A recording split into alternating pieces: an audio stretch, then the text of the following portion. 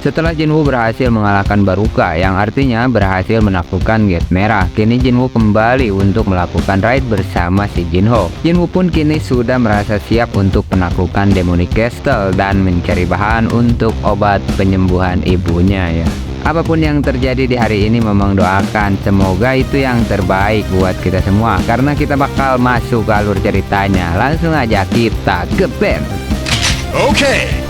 Jinwoo dan Jinho kini sedang berada di dalam sebuah gate. Jinho terkejut ketika melihat prajurit bayangan yang Jinwoo miliki. Ini karena si Jinho baru pertama kali melihatnya. Jinwoo menjelaskan bahwa prajurit bayangannya bisa bertarung dan juga melakukan hal lain yang Jinwoo perintahkan.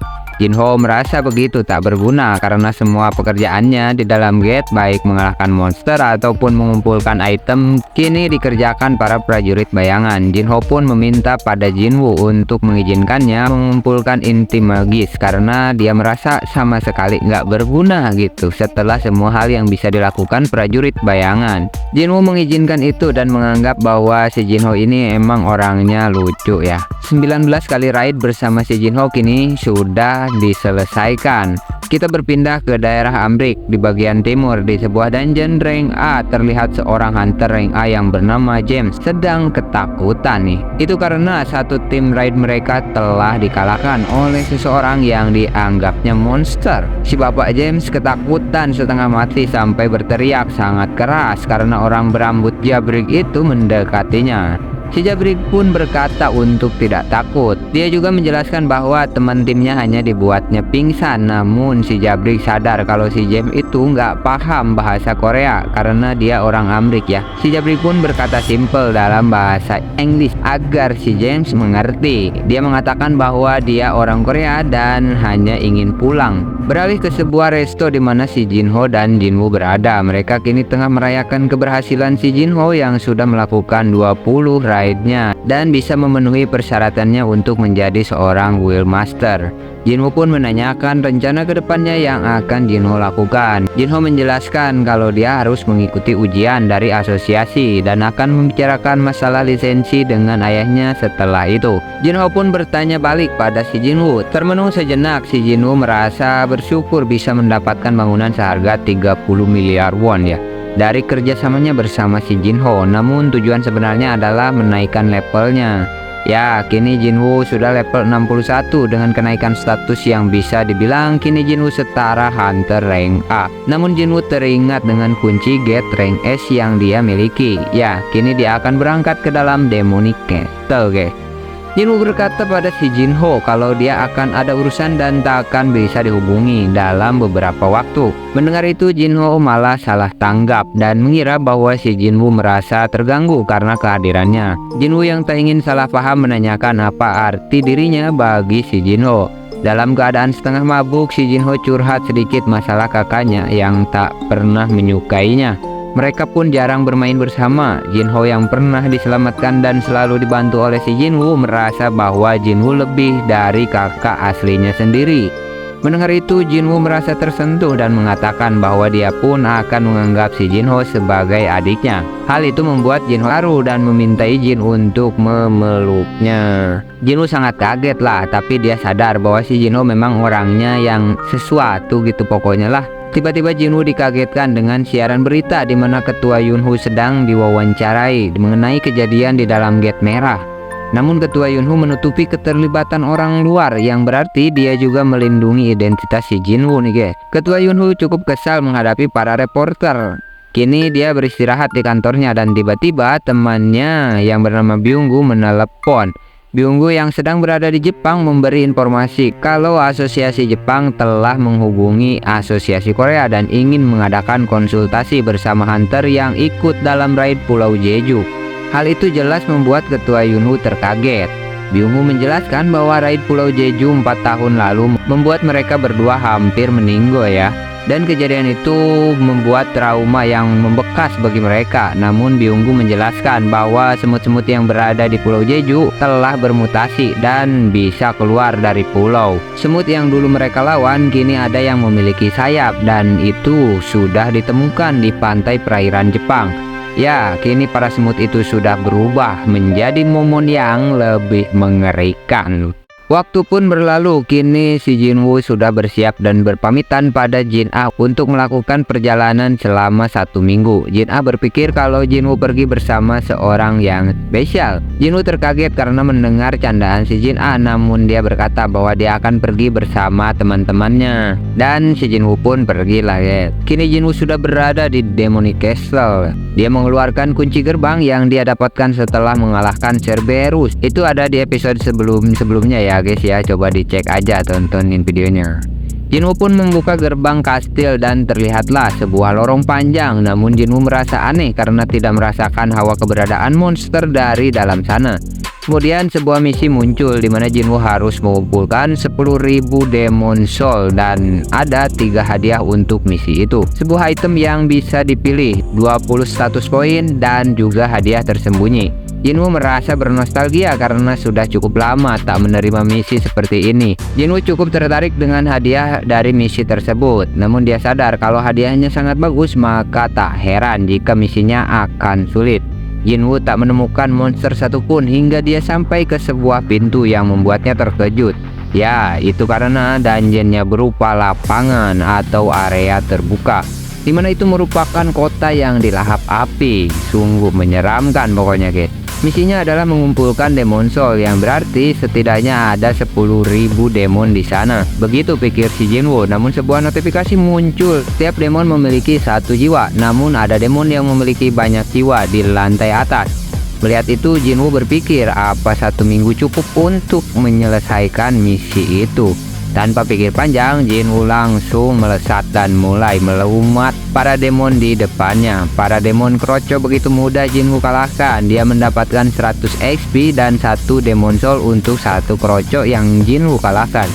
Jinwoo cukup senang karena saat ini sistem menunjukkan EXP yang diperoleh, sehingga lebih mudah baginya memantau kenaikan levelnya. Berpindah ke sebuah resto di mana si Jinho dan ayahnya sedang makan dan membicarakan perihal dirinya yang ingin menjadi Guild Master. Jinho memberikan semua laporan mengenai lisensi Guild Master dan rekam jejak raid yang Jinho lakukan. Namun tiba-tiba ayahnya menyuruhnya untuk diam dan memanggil seseorang yang selamat dari raid Gate Merah. Ya, itu adalah Go Myung-hwan. Dia menjelaskan keikutsertaan Jinwoo dan Song-i dalam raid itu. Tak perlu dijelaskan lebih lanjut pun Jinho tahu kekuatan si Jinwoo. Kini ayah Jinho menanyakan perihal raidnya yang mendapatkan bantuan dari si Jinwoo. Tak bisa mengelak, Jinho pun mengakui semua bantuan yang Jinwoo berikan. Namun Jinho masih meminta pada ayahnya untuk menjadi Guild Master Yujin. Tanpa penolakan sedikit pun ayahnya mengizinkan itu. Mendengar itu, Jinho sangat terkejut karena sebelumnya dia sudah membodohi ayahnya. Namun ayahnya menjelaskan bahwa akan lebih berbahaya jika Guild Yujin diserahkan kepada orang luar. Ayah si Jinho juga menambahkan agar si Jinho bisa menarik masuk si Jinwoo ke Guild Yujin. Mendengar penjelasan itu, Jinho pun langsung paham dan mengatakan akan melakukan yang terbaik. Ayahnya si Jinho sangat cerdik ya guys. Dia berniat untuk membawa Cha-hae-in dan Byung-gu ke dalam Guild Yujin. Dia berniat menjadikan Cha-hae-in sebagai Guild Master karena posisinya saat ini hanyalah seorang wakil dari Guild Hunter. Sedangkan untuk Byung-gu yang sudah pensiun, dia akan merekrutnya jika raid ke-4 Pulau Jeju terjadi. Ya, itu karena ayah si Jinho sudah tahu informasi mengenai kemunculan monster semut di Jepang. Dia bakal adu cepat dengan pergerakan si Jinho untuk menarik Jinwoo ke dalam Guild Yujin. Ini pertaruhan antara ayah dan anak ya guys.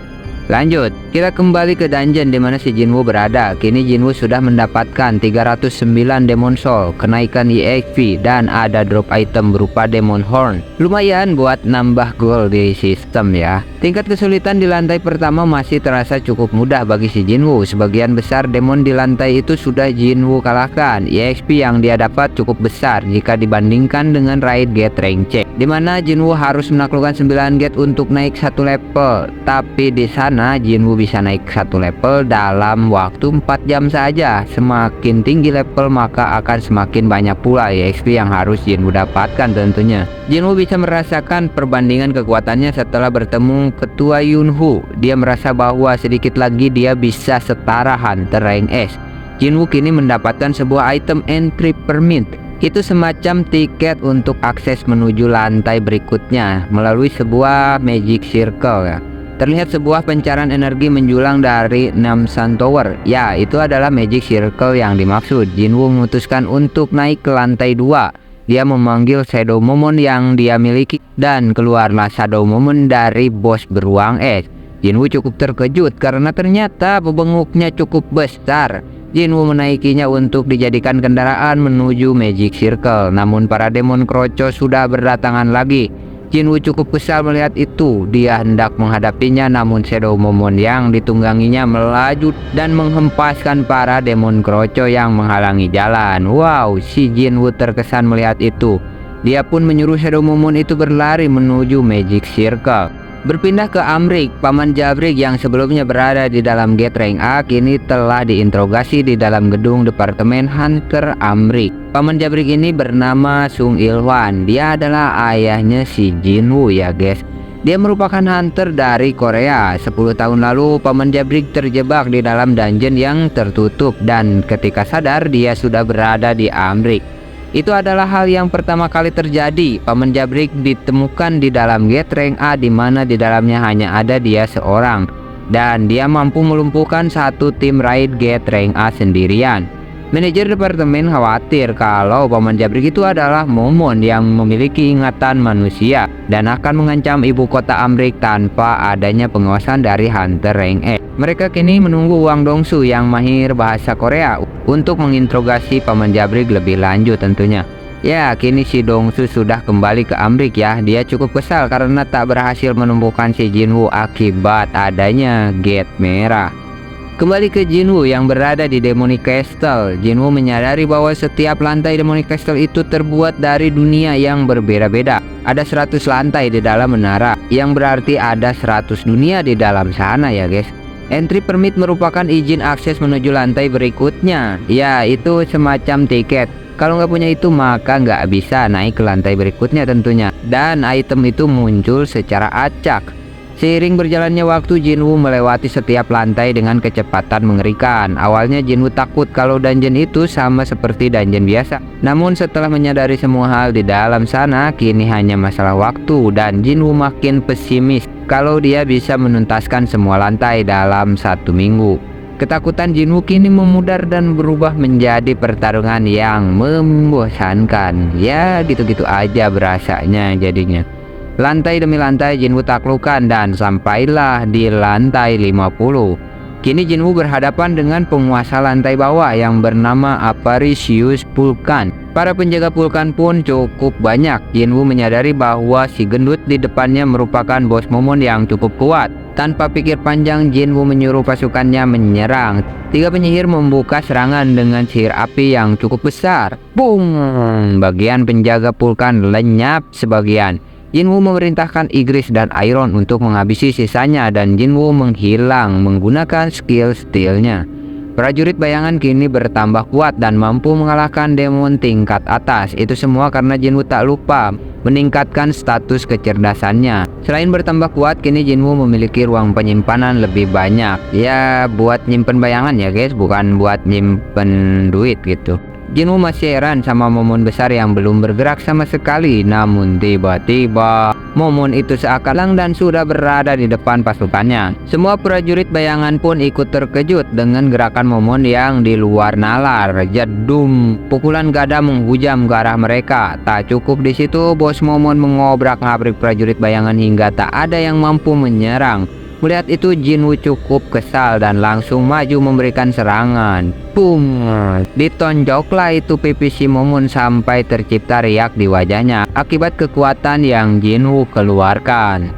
Momon besar itu terpelanting cukup jauh, namun Momon itu belum kalah. Kini dia menggunakan skill Rod, skill yang sama seperti Cerberus si penjaga gerbang yang sebelumnya Jinwoo hadapi. Kini statusnya bertambah 50% dan bergerak dengan kecepatan tinggi. Jinwoo yang merasa tak bisa menghindari serangan itu berteriak memanggil si Iron. Kini Iron melemparkan tamengnya pada si Jinwoo. Boom! Jinwoo berhasil menahan serangan itu dengan memanfaatkan status kekuatannya.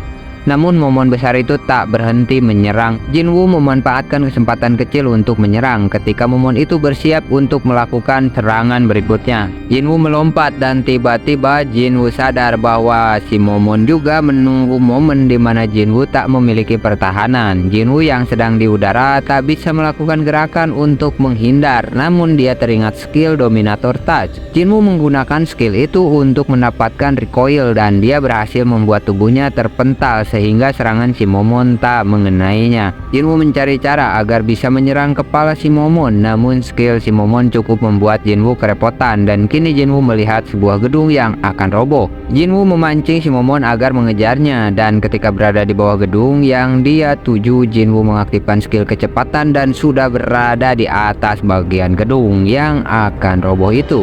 Si momon yang tak bisa mengerem mendadak itu kini menyadari apa rencana si Jinwoo, namun semua sudah terlambat. Jinwoo melesat melakukan serangan dan berhasil melukai pundak si momon.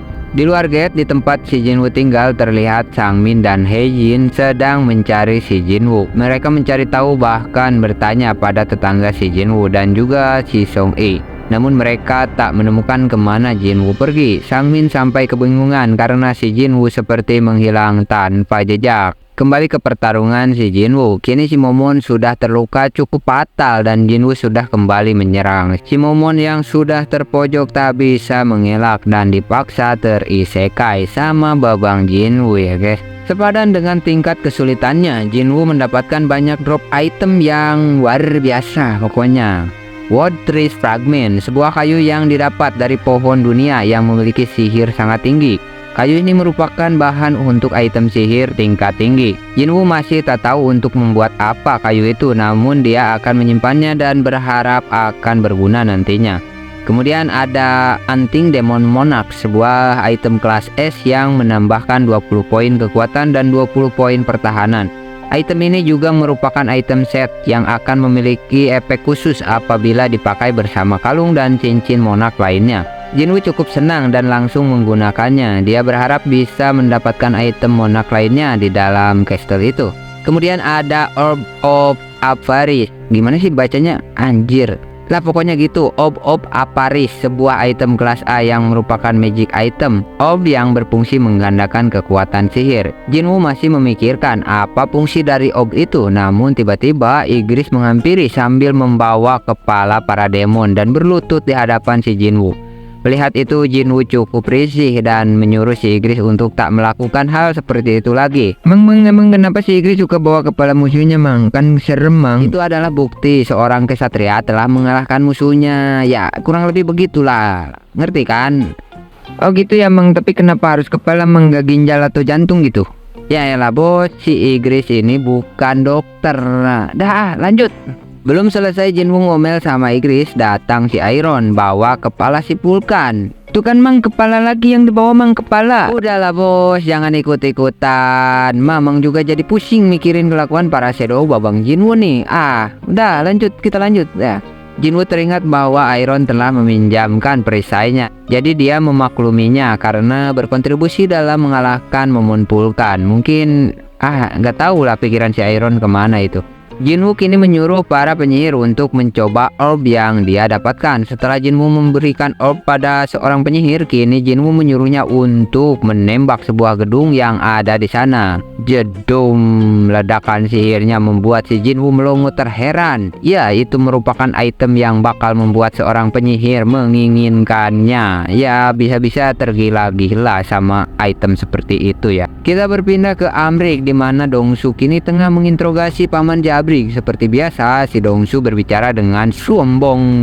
Dia mengatakan bahwa Paman Jabrik itu momon yang seperti manusia dan bisa bicara bahasa manusia. Paman Jabrik menegaskan bahwa dia memang manusia dan menyuruh si Dongsu untuk melakukan tes DNA jika memang perlu bukti. Namun Dongsu tetap kekeh karena bisa saja Paman Jabrik itu monster yang menyamar. Dongsu meminta Paman Jabrik bekerja sama dan menjawab setiap pertanyaannya karena dialah yang akan memutuskan Paman Jabrik itu momon atau manusia ya. Paman Jabrik pun tak bisa menolak. Dongsu bertanya sebenarnya Paman Jabrik itu mokat atau bertahan hidup di dalam dungeon selama 10 tahun atau sudah jadi mayat hidup gitu. Paman Jabrik hanya menjawab, bukan, semuanya juga bukan. Dongsu kembali bertanya, apa bisa seorang yang mokat di dalam dungeon hidup lagi seperti Paman Jabrik? Dongsu bertanya dengan maksud pribadinya yang berharap kakaknya bisa kembali. Namun dengan tegas Paman Jabrik mengatakan bahwa yang mokat takkan bisa hidup lagi sekalipun itu di dalam dungeon.